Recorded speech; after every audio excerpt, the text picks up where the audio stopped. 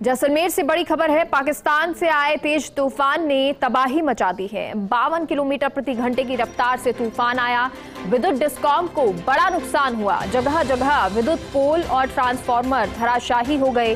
कई जगह टूटी दीवारें और टीन शेड उड़ गए। ग्रामीण क्षेत्र में नुकसान की खबर है। तस्वीर भी आपको दिखा रहे हैं कि किस तरह से जो पोल हैं बिजली के वो धराशायी हो गए, पत्थर टूट गए।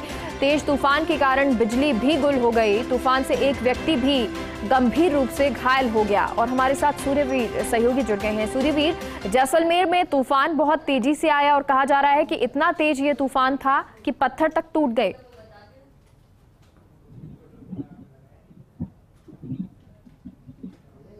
जी बिल्कुल, जिस तरीके से पाकिस्तान से उठे रेत के बवंडर और तूफान ने कहीं ना कहीं जो विश्वविख्यात सोनार किले की दीवारों को भी है वो झकझोर सा है वो दिया है।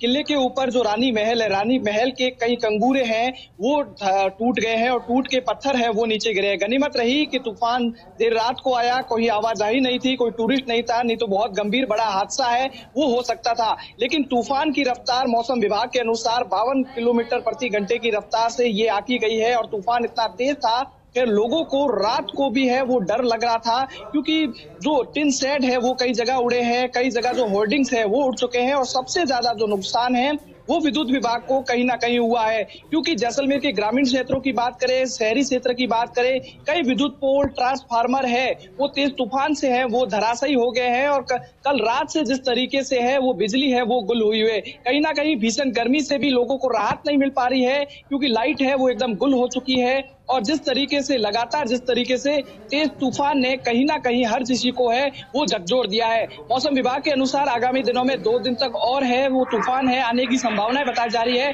आपको तस्वीरें दिखाते हैं कि किस तरीके से जैसलमेर के एक विद्युत पोल है और ट्रांसफार्मर है वो किस तरीके से है वो धराशायी है वो हो गया है। उसका अंदाजा लगाया जा सकता है कि कितनी मजबूती के साथ है ये विद्युत पोल खड़े किए जाते हैं, तो ये विद्युत पोल किस तरीके से धराशायी हुए हैं। जैसलमेर के कई शहरी क्षेत्र में कई जगह पोल है वो टूट कर गिर गए हैं, कई जगह है वो ट्रांसफार्मर धराशायी है वो हो चुके हैं और लाखों रुपए का नुकसान है वो कहीं ना कहीं विद्युत विभाग को हुआ है। हालांकि विद्युत विभाग है वो आकलन करने का प्रयास कर रहा है कि किस तरीके से जगह जगह है वो विद्युत पोल है वो गिरे हैं, क्योंकि विद्युत पोल के ट्रांसफार्मर गिरने से जो ऑयल है वो कहीं ना कहीं सड़कों पर भी है वो बिखेरा हुआ साफ तौर पर है वो देखा जा सकता है। गनीमत रही है कि कहीं आग नहीं लगी, आगजनी की घटना नहीं हुई, लेकिन तेज तूफान ने कहीं ना कहीं हर किसी को डहरा सहमा सा है वो कुल मिलाकर दिया है। आगामी दिनों में जिस तरीके से मौसम विभाग ने चेतावनी दिखाई थी कि तेज अंधड़ और तूफान आ सकता है, तो तेज अंधड़ और तूफान है वो बीती रात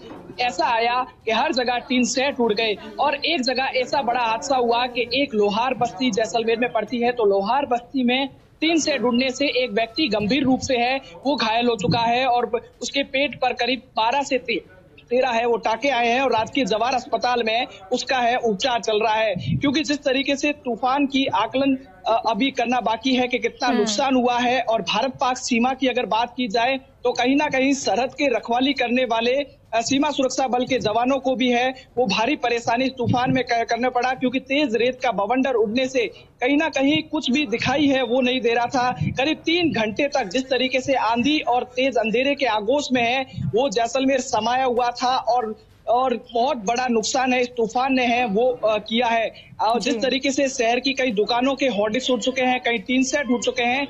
कच्चे झोंपों की अगर बात की जाए तो कच्चे झोंपे भी है वो कहीं ना कहीं उनके छप्पर है वो उड़ते हुए दिखाई है वो दिए हैं। और कल ग्रामीण क्षेत्रों से लगातार है वो सूचनाएं मिल रही है, क्योंकि किसानों ने जो फसलें काटी थी, जो खेत में रखी थी, वो फसलें भी है कहीं ना कहीं कई जगह उड़ने के समाचार है वो मिल रहे हैं। और जो जनजीवन है वो इस तेज तूफान ने अस्त व्यस्त है वो कर दिया है। कुल मिलाकर विद्युत विभाग को बहुत बड़ा नुकसान हुआ है। उनके सामने चैलेंजिंग रहेगा आगामी आज और कल जिस तरीके से शहर की विद्युत व्यवस्था को सुचारू करना, ग्रामीण क्षेत्र की विद्युत व्यवस्था को सुचारू करना, विद्युत व्यवस्था जो है वो सुचारू हो सके। और साथ ही साथ ये भी जरूरी है कि जो व्यवस्थाएं जो फैली हैं या जो आकलन नुकसान है उसका किया जाए। बहुत बहुत शुक्रिया सूर्यवीर पूरी जानकारी के लिए।